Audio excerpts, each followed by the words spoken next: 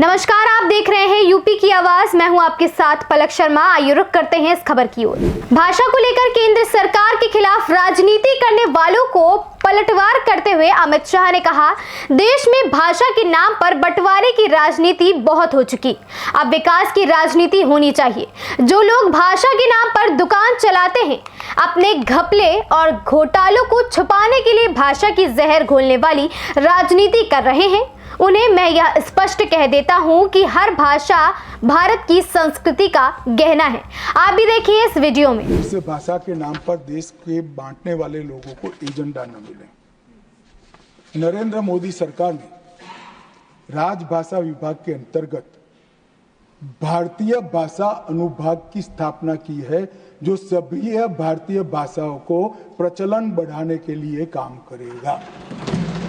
तमिल हो, तेलुगु हो, मराठी हो, गुजराती हो, पंजाबी हो, असमिया हो, बंगाली हो, हर भाषा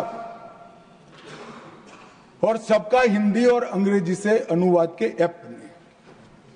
और मैं एक बात घोषणा करना चाहता हूं मान्यवर, कि ये दिसंबर के बाद मैं हर राज्य में किसी भी नागरिक हो, मुख्यमंत्री हो, मंत्री हो, सांसद हो, उसके साथ उसकी भाषा में ही पत्र व्यवहार करने वाला हूं। इस स्थिति आ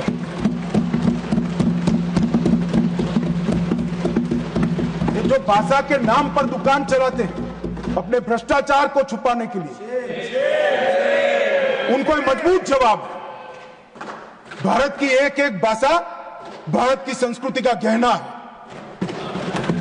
मान्यवर क्या कहते हैं कि हम दक्षिण की भारत के भाषाओं के विरोधी हैं, कोई राज्य की भाषा के विरोधी कैसे हो सकते हैं? हम भी तो वहीं से आते हैं। मैं भी गुजरात से आता हूं, निर्मला जी तमिलनाडु से आती है। कैसे हम विरोध कर सकते? क्या बात करते हो? हमने भाषाओं के लिए काम किया है।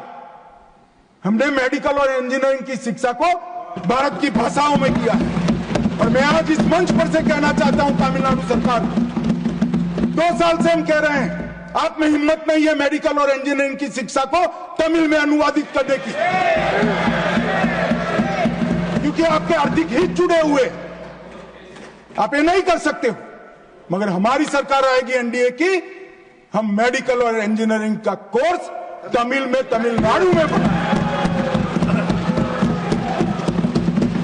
आने वाले भाषा के नाम पर जो जहर फैला रहे, मैं उनको कहना चाहता हूं कि हजारों किलोमीटर दूर की कोई भाषा आपको अच्छी लगती है और भारत की भाषा आपको अच्छी नहीं लगती।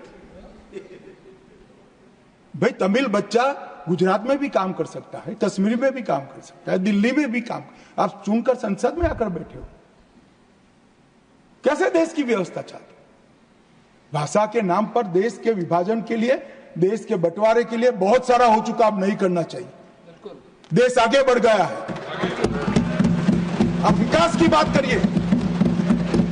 आपके घपले, घोटाले, भ्रष्टाचार छिपाने के लिए भाषा का आड़ देते हैं।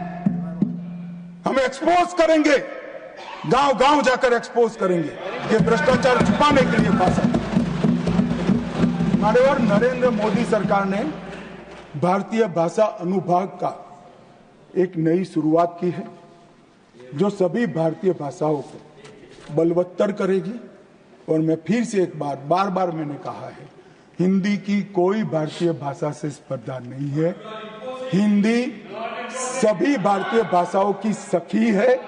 हिंदी से ही सभी भारतीय भाषाएं मजबूत होती है और सभी भारतीय भाषाओं से ही हिंदी मजबूत होती है।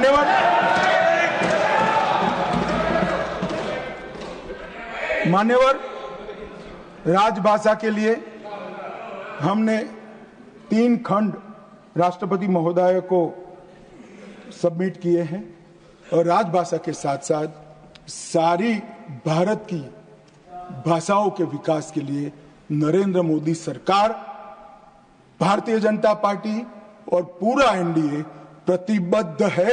इसमें किसी को शंका नहीं। इस खबर में बस इतना ही। ऐसे ही खबरों से जुड़े रहने के लिए देखते रहें यूपी की आवाज।